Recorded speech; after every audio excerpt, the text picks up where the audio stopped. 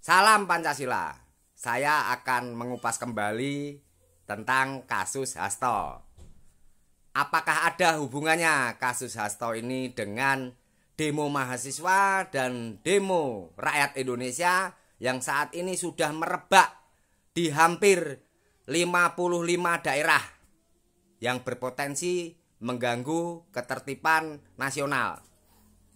Pertanyaan yang paling jenius alias IQ tinggi adalah, siapa sebenarnya Harun Masiku? Seberapa penting Harun Masiku harus ditangkap? Kenapa KPK dan Polri tidak mampu menangkap Harun Masiku? Apakah Harun Masiku ini saksi mahkota?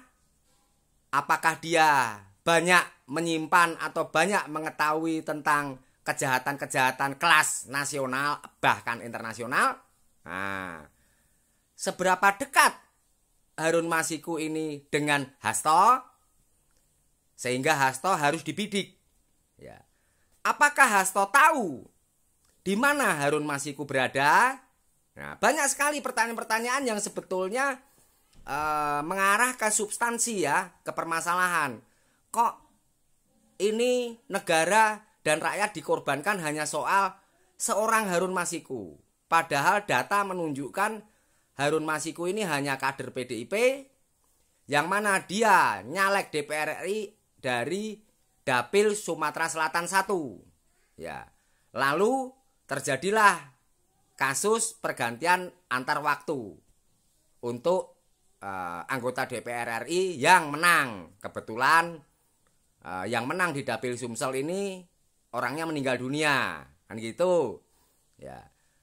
Dan sebetulnya kalau masalah-masalah tentang pergantian antar waktu ini atau PAW, semua partai politik melakukan hal yang sama.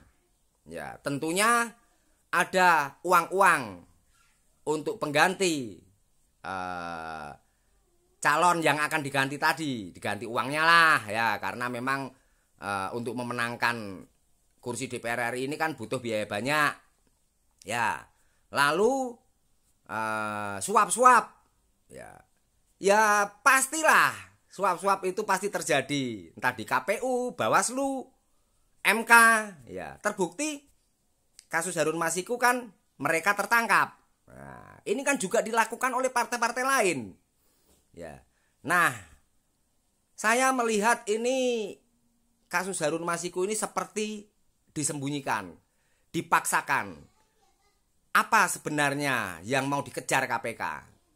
Ya, karena dakwaan KPK itu seperti mengincar sesuatu yang besar gitu, bukannya soal suap ini. Kalau kasus suap ini kan sebetulnya sudah selesai. Ya, ketika sudah ada terpidananya, tinggal mengejar Harun Masiku saja.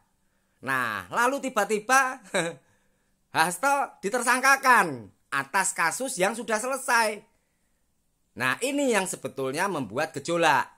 Ya, mungkin akhirnya pihak Hasto melawan. Ya, perlawanan itu ya bisa dengan mengerahkan demo, ya, dengan perlawanan hukum dan lain-lain. Saya melihat ini ada sesuatu yang diincar oleh KPK, maka KPK ini seperti terburu nafsu, seperti harus, ya, bisa mempidanakan Hasto. Maka KPK ini gegabah, ya. Jadi dia memaksakan kasus sampai-sampai dalam sidang pertama aja pasal dakwaan salah tulis. Ya, ini kelihatan banget. Ya. Nah, kalau saya melihat, ya, ini KPK sudah kalap. Mereka terburu-buru nafsu dan seperti diberi target oleh seseorang yang sangat berkuasa. Ya, sampai-sampai KPK seperti merasa nggak punya malu. Ya. Buktinya apa? Febri Diansah aja sebagai mantan jubir KPK, tentunya dia tahu banyak, ya, tentang seluk-beluk KPK. Dia berusaha untuk membantu Hasto. ya, melawan mantan instansinya sendiri. Ya. Nah, jika hal ini dibiarkan terus-menerus, ya, Prabowo tidak turun tangan secara tegas, maka demo ini akan terus terjadi. Ya, pantas saja mahasiswa marah. Ya. Rakyat juga mulai ikut marah. Kenapa? Karena memang mereka disuguhi proses hukum yang amburadul, ya, proses hukum yang penuh intervensi, ya, dan hukum serta aparat hukum hanya dijadikan alat oleh penguasa. Maka judul demonya adalah Indonesia Gelap. Karena sebuah negara ketika hukumnya diacak-acak atau dipermainkan, ya memang masa depannya jadi gelap. Itu ya. Oke, peci merah IQ tinggi, sang Pancasila selalu terdepan dalam pikiran. Merdeka!